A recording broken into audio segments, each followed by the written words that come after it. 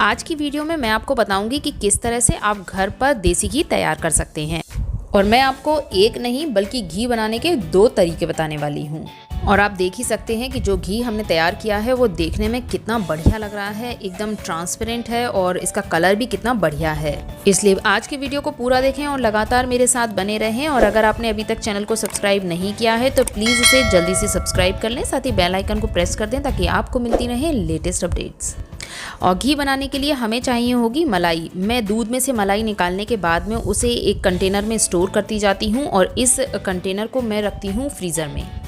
और जैसे कि आप देख सकते हैं कि स्पून अंदर नहीं जा रही है, मलाई एकदम जमी हुई है, तो इसे हम लगभग 4 से 5 घंटे तक बाहर रखेंगे ताकि ये मेल्ट हो सके। अगर आप मलाई से जल्दी जल्दी घी निकालते हैं तो भले ही मलाई को आप फ्रिज में स्टोर कर सकते हैं, लेकिन अगर आप मेरी तरह थोड़ी ज़्यादा क्वांटिटी में मलाई इकट्ठी करके घी निकालना पसंद करते हैं तो इसे आप फ्रीज़र में ही स्टोर करें। तो यहाँ 4 से 5 घंटे हो चुके हैं और मलाई अच्छे से मेल्ट हो चुकी है। तो मैं इस मलाई को अब ट्रांसफ़र कर रही हूँ एक भगोने में।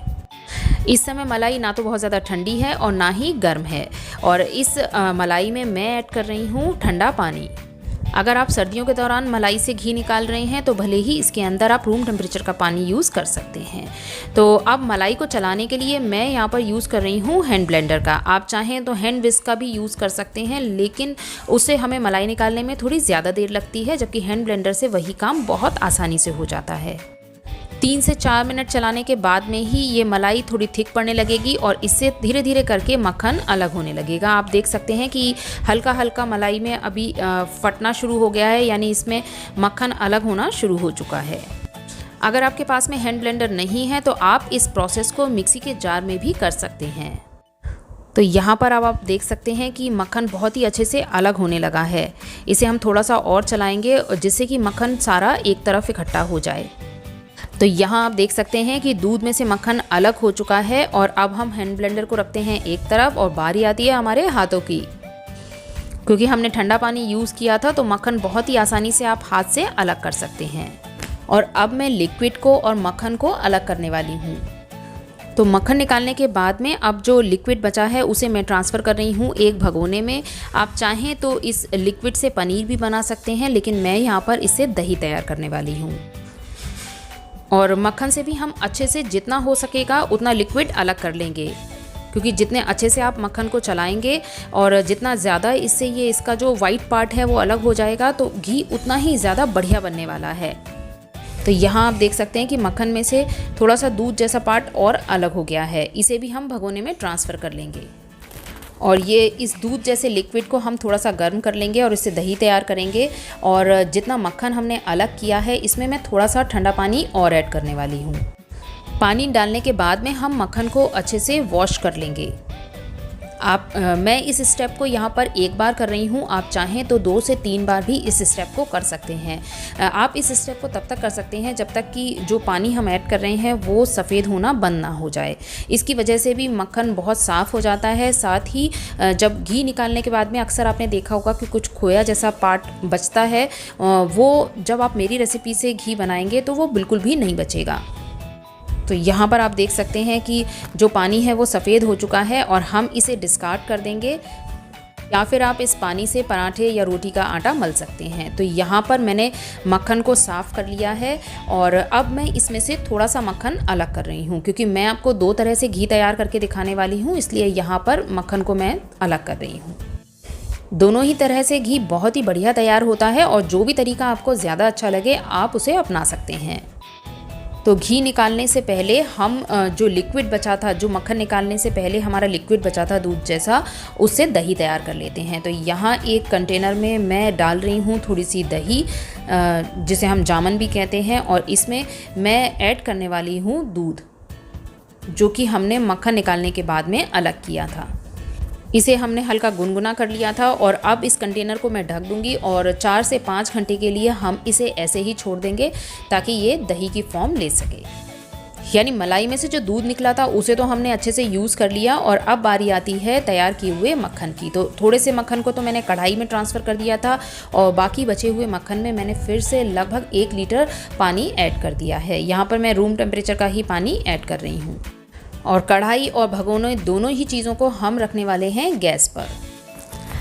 और यहाँ देखिए हमारा भगोना भी गैस पर रखा हुआ है, इसे हम अच्छे से पका लेंगे। और इधर जो कढ़ाई में हमने मक्खन डाला था उसे भी हम पकाकर घी बनाने वाले हैं। तो यहाँ विदिन 5 मिनट्स हमारा घी बनकर तैयार हो जाएगा। लेकिन जो मक्खन हमने भगोने में रखा है उससे घी हम नेक्स्ट डे ही तैयार कर पाएंगे। तो अब आप कहेंगे कि अगर हमारा मक्खन निकालने के बाद में घी 5 मिनट के अंदर तैयार हो सकता है तो फिर हम नेक्स्ट डे का वेट क्यों करें? तो उसका सीधा सा आंसर है, जैसे कि आप देख सकते हैं कि यहाँ पर हमने कढ़ाई में बहुत ही कम क्वांटिटी में मक्खन लिया था और उसके बावजूद भी ये कढ़ाई में ऊपर की तरफ आ रहा है। यानी अगर आप ज़्यादा क्वांटिटी में कढ़ाई में मक्खन को रखते तो ये प्रॉब्लम आपको थोड़ी ज़्यादा आने वाली थी। तो इस प्रॉब्लम को अवॉइड करने के लिए मैं दूसरी तरह से घी भी तैयार करती हूँ। तो बहरहाल इस घी को, इस मक्खन को जो हमने पकने रखा था उससे ऑलमोस्ट घी निकलने वाला है। हार्डली 1 मिनट के अंदर हमारा घी तैयार हो जाएगा। जब भी हम मक्खन पकाने रखते हैं तो उसमें से पानी की थोड़ी थोड़ी आवाज़ आती रहती है, लेकिन जिस पॉइंट पर पानी की आवाज़ आनी बंद हो जाए उस पॉइंट पर आप गैस की फ्लेम को बंद कर दें, क्योंकि इसके अंदर जितना भी मॉइस्चर होगा वो इसकी खुद की गर्मी से खुद ही ख़त्म हो जाएगा। क्योंकि अगर आप बहुत ज़्यादा देर तक इसको पकाते रहे तो घी लाल हो सकता है और उसका कलर उतना बढ़िया नहीं रहेगा। तो यहाँ पर आप देख सकते हैं कि इसमें अभी थोड़े थोड़े झाग आ रहे हैं और थोड़ी ही देर में इसमें से आवाज़ आनी बंद हो जाएगी। तो यहाँ पर इसमें से आवाज़ आनी बंद हो चुकी थी तो मैंने गैस की फ्लेम को ऑफ़ कर दिया है और अब हम इसे थोड़ा ठंडा होने देंगे। जब ये थोड़ा ठंडा हो जाएगा तब हम इसे छन्नी से छान लेंगे। और ये लीजिए, अब बारी आती है इसे छानने की और अब मैं दिखाऊंगी आपको कि ये कितना बढ़िया निकल रहा है। आप देख ही सकते हैं कि छन्नी में से ये एकदम ट्रांसपेरेंट सा निकल रहा है। तो यहाँ पर हमने अपने फर्स्ट मेथड से घी निकाल कर तैयार कर लिया है और अब बारी आती है हमारे सेकंड मेथड की। हालांकि हमारा जो सेकंड मेथड है वो थोड़ा लंबा है क्योंकि हम नेक्स्ट डे इससे घी निकालने वाले हैं, लेकिन ये मेरा फेवरेट है क्योंकि इससे निकाला हुआ घी बहुत ही बढ़िया तैयार होता है। तो यहाँ पर आप देख सकते हैं कि मक्खन और जो पानी हमने रखा था वो अच्छे से उबल चुका है और अब हम गैस की फ्लेम को ऑफ़ कर देंगे। तो यहाँ गैस की फ्लेम मैंने बंद कर दी है और अब मैं आपको दिखाती हूँ कि ज़रा सा झाग हटाने पर आपको इस तरह का दिखाई देगा। जो जितना भी घी इसके अंदर है वो ऊपर की तरफ आ चुका है। अब हम इस लिक्विड को, इस पानी को बिल्कुल नहीं हिलाएंगे और इसी तरह से इसे ठंडा होने देंगे। और जैसे ही ये एकदम ठंडा हो जाएगा तब हम इसे फ्रिज में रख देंगे। फ्रिज में हमें इसे लगभग 6 से 7 घंटे तक रखना है। 6 से 7 घंटे फ्रिज में रखने के बाद में इसके ऊपर जो घी है वो पूरी तरह से जम जाएगा और उसकी पूरी लेयर हम बाद में निकाल कर पका लेंगे। तो बहरहाल यहाँ पर लगभग 5 घंटे हो चुके हैं और आप देख सकते हैं कि जो मक्खन से दूध अलग हुआ था उससे हमारा दही बनकर एकदम तैयार है। ये दही एकदम फैट फ्री है। आप चाहें तो इससे रायता या फिर छाछ वगैरह बना सकते हैं और मैं इस दही को ज़्यादातर कढ़ी बनाने में इस्तेमाल करती हूँ। और अब 8 घंटे के बाद में देख लेते हैं हमारे भगोने का क्या हाल है। इसके ऊपर घी ऊपर आ चुका है और ये एकदम जम चुका है, एकदम हार्ड हो चुकी है ये लेयर। और अब बारी आती है हमारे घी कटिंग की। भाई आपने केक कटिंग बहुत बार की होगी, घी कटिंग आपने पहली बार देखी होगी। तो बहरहाल यहाँ पर एक नाइफ़ की हेल्प से हम घी को काट लेंगे। और ये देखिए, ये एकदम इसकी कितनी क्लीन लेयर इसकी अलग हो चुकी है। और इसे भी हम ट्रांसफ़र करने वाले हैं कढ़ाई में और पूरी लेयर को हम इसी तरह से कढ़ाई में ट्रांसफ़र कर लेंगे। किनारों को छुटाएं, इसकी लेयर को आप उठाकर कढ़ाई में रख दें। और ये देखिए कैसी लेयर की लेयर हमारी घी की अलग हो चुकी हैं। एक बार पानी में आप हाथ इस तरह से घुमा लें और जितना भी हमारा जमा हुआ घी होगा वो हम अलग कर लेंगे। और घी निकालने के बाद में अब बारी आती है इसे पकाने की। जब हमने पहले तरीके से घी बनाया था तो आपने देखा था कि किस तरह से वो ऊपर की तरफ पैन में आ रहा था, बट जब हम इस तरह से घी तैयार करेंगे तो ये बिल्कुल भी ऊपर की तरफ नहीं आएगा। यानी आप कितनी भी क्वांटिटी में घी बना लें, ये किसी भी हाल में ऊपर की तरफ नहीं आएगा और आपको घी पकाने में बिल्कुल भी दिक्कत नहीं आने वाली है। और ठीक पहले के तरीके की तरह ही इसमें भी घी पकाते हुए थोड़े थोड़े पानी की आवाज़ आ रही होगी और जब इसकी पानी की आवाज़ आनी कम हो जाए तब उस पॉइंट पर हम गैस की फ्लेम को बंद कर देंगे।